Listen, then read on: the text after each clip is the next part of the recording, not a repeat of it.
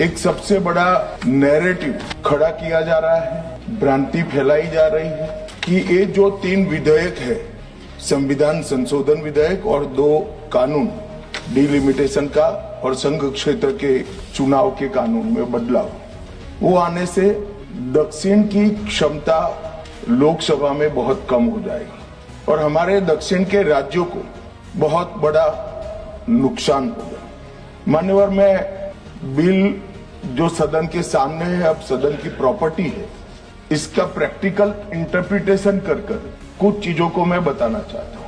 कर्नाटक राज्य में 543 के सदन में अभी 28 सीटें और सदन की 543 सीटों की संख्या के 5.15% कर्नाटक के सांसद यहाँ पर आते हैं।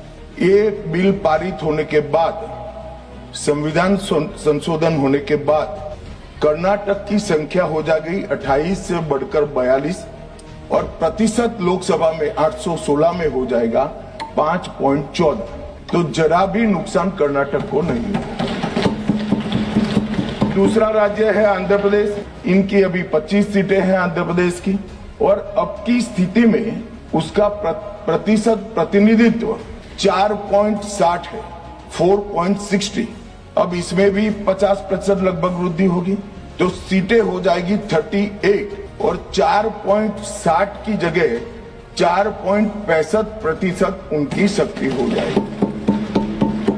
तेलंगाना में 17 सीटें हैं अभी और उनकी शक्ति 543 के सदन में प्रतिशत 3.13 है।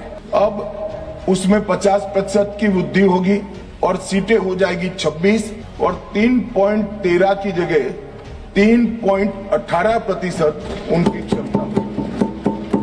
तमिलनाडु, इतने सारे लोग काले कपड़े पहनकर आए हैं, मैं तमिलनाडु की जनता को भी आश्वस्त करना चाहता हूं कि आपकी शक्ति कम नहीं होगी, बढ़ रही है।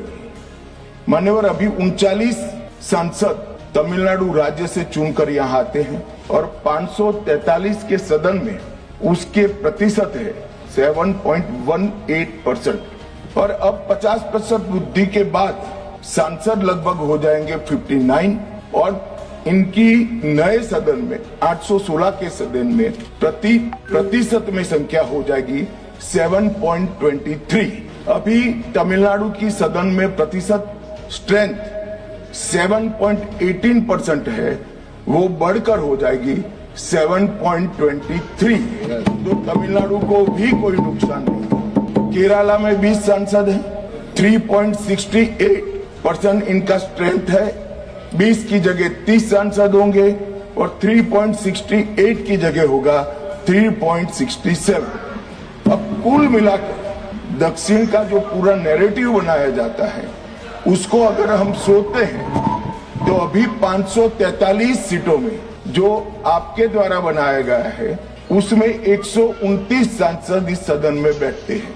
मान्यवर, 23.76% दक्षिण के सांसदों का यहाँ शक्ति है।